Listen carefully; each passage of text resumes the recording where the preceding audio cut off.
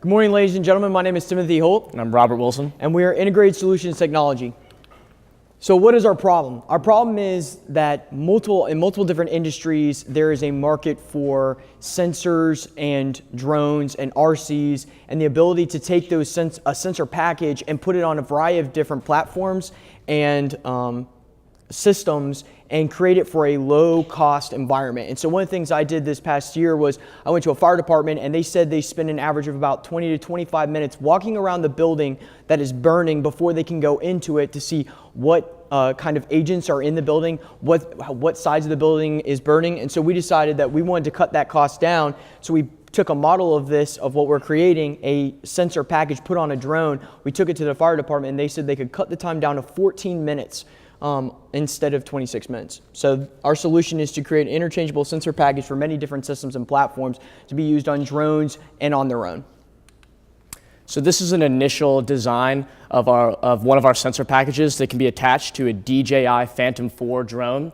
And this is comprised of four main components: the breadboard, which will house all the sensors, an external power source, which in this case is a battery, the microcontroller, which is the brains of the entire operation, and then most importantly, the component carrier, which is all this is sitting on. And the component carrier is extremely versatile. We print it with 3D printed filaments, so anything you can draw on a computer, we can print out as a 3D printed component carrier to house any sort of sensors that an industry needs to detect any sort of environmental hazards. So here's an initial prototype of just the sensors in the breadboard and the microcontroller. Now, when this is further refined, this will be condensed a lot and all the wires will be laid flat and organized. But these are the sensors we have working so far. And the important one to note is we have a Bluetooth module, and this has a range of up to 200 feet right now. And so you can fly a drone up to 200 feet away, and the Bluetooth will automatically send the hazardous chemical detection data directly to a phone app that's in production. So in the marketability, the global sensor market is a $241 billion industry, and that's sensors of any type. So in any sort of industry, of all the industries listed, these are sensors that are used. So our main competitor is the Centroid Flying Laboratory DR1000. And the issue with this competitor is they sell you a drone with the sensor package, while we sell the sensor package that can be customized very easily to attach to any sort of mechanism, like a helmet in a coal miner's and down in a coal mine, or just put on a wall in a factory to adhere to OSHA standards. The Centroid Flying Laboratory sells you a drone with only 2 sensors on it. These are some of the sensors, again, we are working with right now, but we're not limited to these. We are limited to any sensor you can pretty much purchase online and that we can get code for.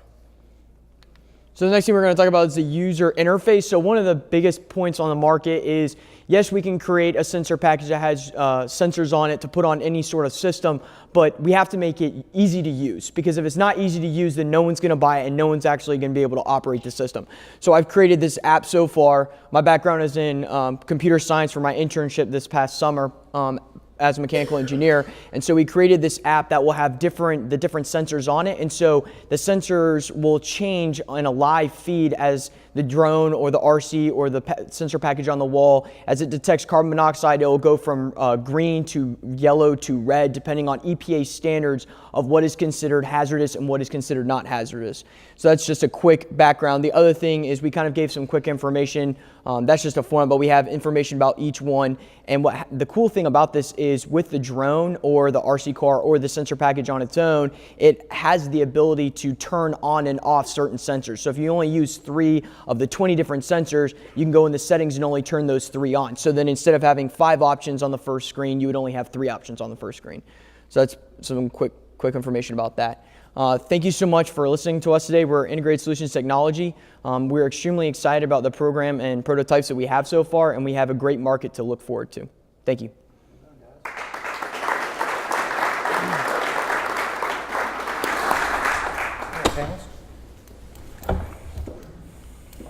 In your solution, So are all your sensors included in the package, or is it a package per sensor?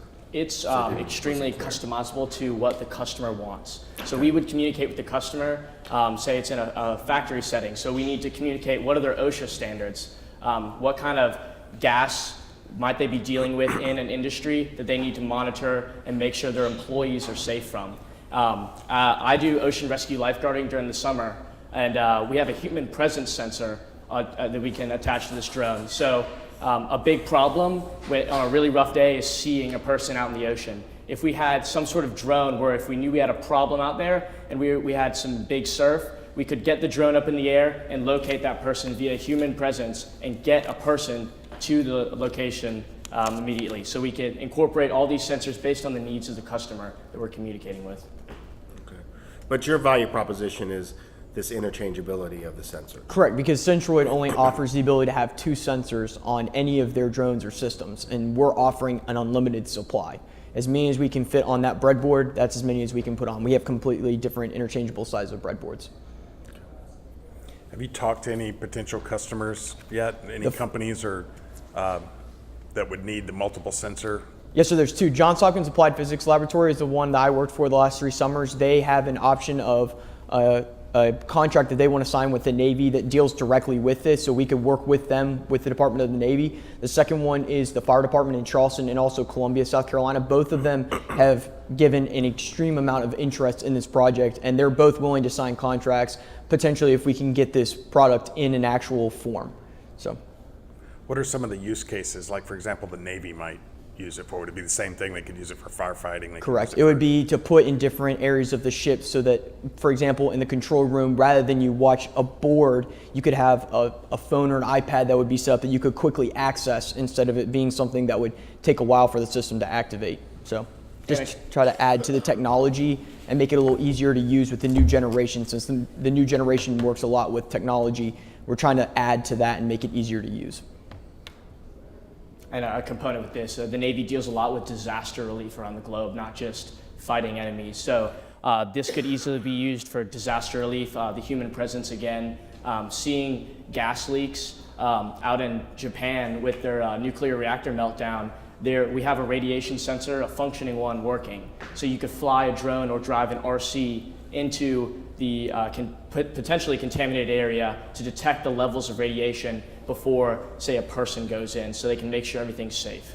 We're also putting it, one of the biggest things was the fire department. They wanted to put a sensor package on a helmet so that when a firefighter goes into a burning building, a lot of times the sensors that they wear are extremely heavy and are about 12 to 15 pounds. This is going to be less than a pound. So it's going to be a lot easier, and the fire chief could have an iPad that would have the individual firefighters on a system, and he could see, okay, one's in one room, what chemicals or agents are in that room with that firefighter compared to all the different ones operating. Because one of the things they said when I went to talk to the fire department is a lot of times you have firefighters who will go into the same room 2 or 3 times and they don't realize it because in their mindset they're just trying to save lives. And so we cut that time down by allowing the drone to circle around, and then we also have those sensors on their helmets so they know what to wear in what circumstances.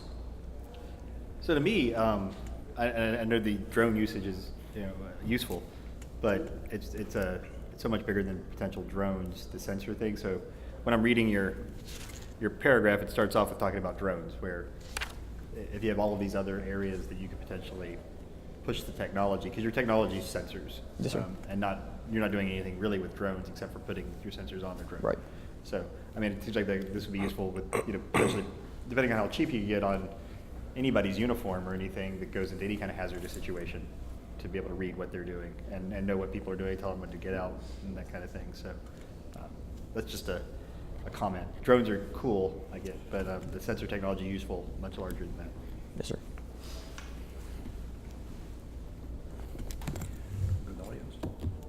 Yeah. Question, yes. Could you put a biological chemical sensor on that? You say like Ports Authority, you're unloading containers, you want to make sure nothing comes into the port that would be potentially, a public hazard? Absolutely, that could go, we could design a component carrier to go on the side of containers so they can detect any sort of nuclear or biological hazards. Whatever sensor's available is fair game to put on the breadboard code and put in a component carrier. The other thing to take into effect here is the idea that, or take into account, is the idea that we're using very limited sensors because we have a very small budget, so we've used specific sensors, but we've talked with companies and they've made it sound very easy to implement all the different sensors. So we're not limited to just the ones we're using. We have a very broad market of what we can and can't implement. Yes, ma'am. I have two questions, kind of. Yes. So first, when it comes to cybersecurity and the app, are you guys going to have different protections set up, I don't know, passwords, something like that, so others will be able to infiltrate that system and find out what is going on when that data is received? And then also, when it comes to the sensors, with them being on helmets and like drones working contemporaneously when things are happening, how long is it taking for the data to calibrate to tell temperature, humidity, and what chemicals are in the air? So this summer I worked at Johns Hopkins, and one of the things we did was I programmed for the Department of Homeland Security. They have their new system that are on iPads, and one of the things they do is with government iPads, they have a CAT card or a similar ID card that you'd have to physically plug in, and then you'd have to do a password on top of that. So that's kind of our idea with, if we did a contract with the Department of the Navy or a specific company, we'd try to work on coding those cards so they would have that accessibility. One of the things is I designed an app that did the exact same thing this summer at Johns Hopkins for manufacturing equipment to see if certain equipment was being used at a certain period of time in a manufacturing plant. And it was live stream. I mean, it was right then and there. I mean, there was a couple seconds delay, but for the most part, when you're trying to find out if a machine is working or if it's online or offline, I mean, a couple seconds really isn't going to change anything. But that was based off of some information and data that we're working on. Yes, ma'am. Kind of piggyback off her. I think the app is a really great idea. But if technology fails, how does your sensor work? How am I going to know? You see what I'm saying? Like my battery dies on my phone or whatever with the app. How am I going to use your sensor? So we also have a website as well, and we're creating that to be a backstop. So in case the app fails for any reason, so you have too many sensors activating at the same time, you'd have a website then that you could type in your login information and you'd be able to access it the exact same way.